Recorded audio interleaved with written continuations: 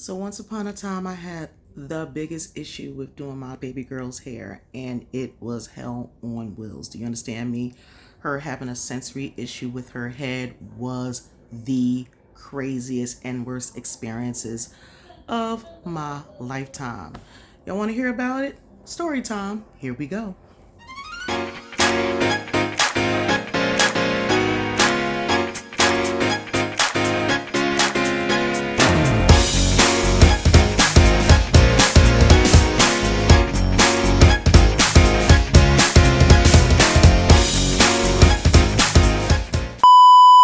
Good evening, my beautifully made autism mamas, daddies, and caregivers out there.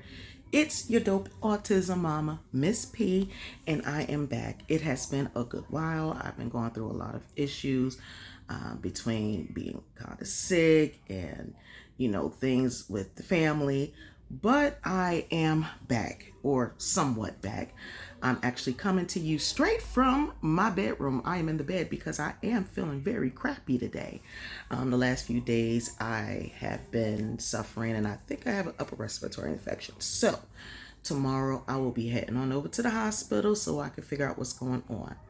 Nevertheless, it's been a while since I've been on, so I wanted to make sure that I could come in real quick and give y'all a little bit of some story time. And today's topic is going to be all about when Serenity was much smaller. And this is from, once again, my WordPress document that I used to do, a little vlogging that I used to do that I call Serenity and My Urban Autistic Perspective. And this one is called Serenity versus Mommy and the Hair Comb, the battle with doing hair of a little girl with sensory processing issues. So without further ado, let's get into it. Before autism took over Serenity, doing her hair was easy. Once the autism set in, it got harder and harder to do her hair, as she would not let me near her hair with a comb, a brush. She didn't even want it washed. Now, at first, I attributed our award to the fact that she has natural motherland hair.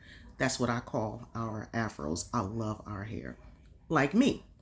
I felt that since I passed on all of my thick, coarse lusciousness to her, this was the reason for her hair wars every time.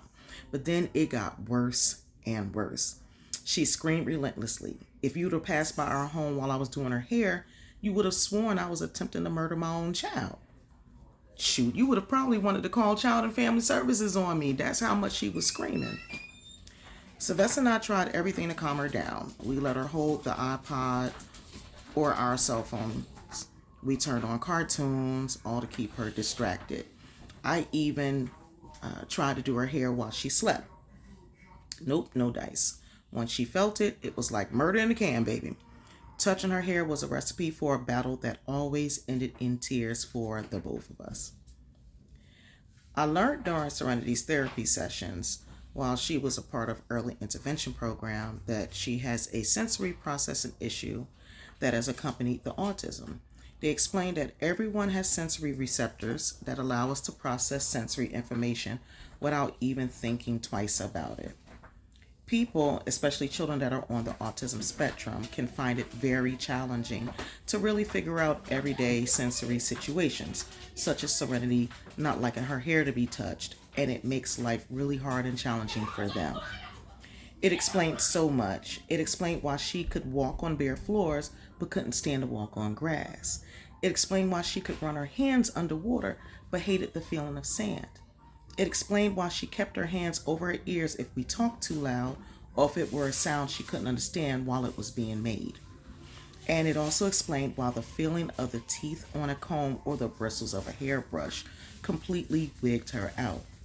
The National Autism Society's website speaks in detail on it, and you can go to http://www.autism.org.uk to read and learn more. Couple of years later, Serenity's doing better and walking on different surfaces. She is constantly lightly touching different things and getting us to make her feel that the feeling of the different objects is okay. I talk her through the hair washing, although she still puts up a bit of a fight. And although doing her hair still somewhat resembles a 3 round heavyweight boxing match at times. At least it doesn't take me 6 hours. Yes, it used to take me 6 hours, with the stop and start times anymore. It's more like 2 to 3 hours depending on the hairstyle. I have her hair double strand twisted at the time, and that takes about 2.5 hours. It's less maintenance and less stress and tears on both of us. We're getting there. So I did that back in 2013. Serenity is now 15 years old. She is doing much better with the sensory issues. She actually has her hair in locks, and they come down to about here now. She does a lot better with hair washing, way better with hair washing. We take her to a loctician who is awesome, and she really knows how to handle children with, certain sensory issues, disabilities, and whatnot. Serenity loves going to her. She still does not let any and everyone touch her hair. I don't let every and anyone touch her hair, and Daddy doesn't either. So, we really trust her loctician, and she enjoys Serenity and her company, her spirit, her time, everything. So she always comes back with some of the cutest little hairstyles, and Serenity's in love.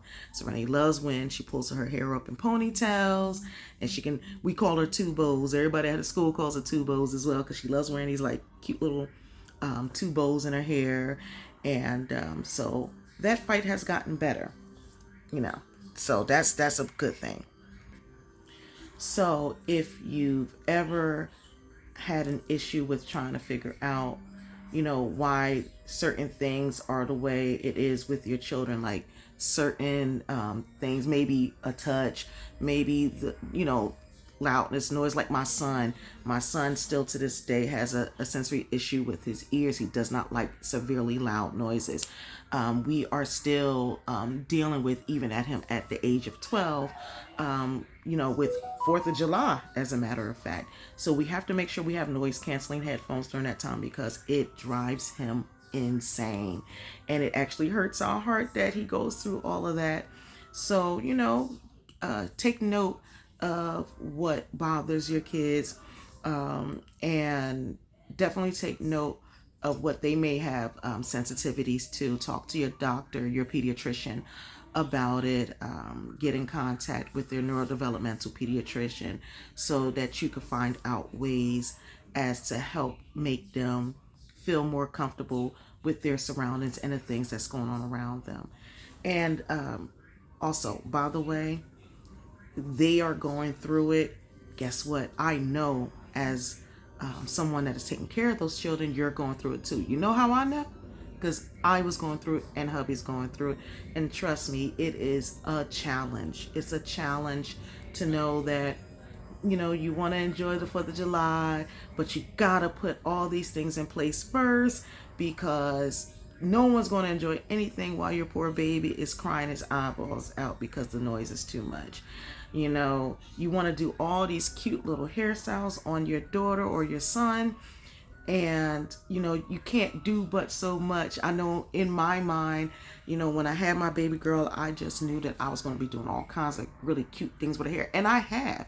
It was just nerve-wracking, it was hurtful, it was heartbreaking, it was saddening, it ticked me off, it made me angry.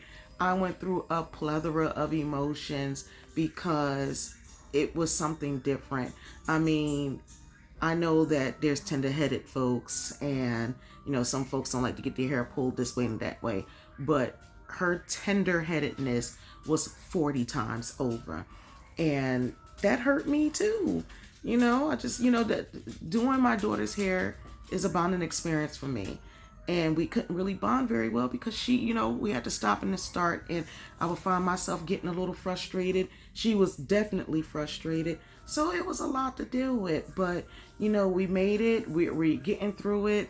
She's doing great, and God is good. She's to a point now where, like I said, she can tolerate a lot more, and that is the benefit of just taking your time and being able to do what it is that you have to do to ensure that your children feel great and you have your sanity. Well, listen, thank you guys so much for tuning in. I want to thank you guys once again for the 1,200 subscribers that I have. Please like, share, and subscribe, subscribe, subscribe. I have a goal that one day I will see 100,000 subscribers, and all of these subscribers will be people that really want to come on in and learn, the things that I've learned and share their experiences with me as an autism parent, or an autism caregiver. And, I just want to do great things for my family. I want better for my daughter, my son. I want better for me and my husband. So please come on in and, like I said, like, share, and subscribe. Hit the bell notification so when I do upload, you guys will be the first ones to see it when it comes up. So thank you once again. Once again, this is your neighborhood dope autism mama, Miss P. I'm a little sick, but I am here. Thank you so much for watching, and I will see you in the next one.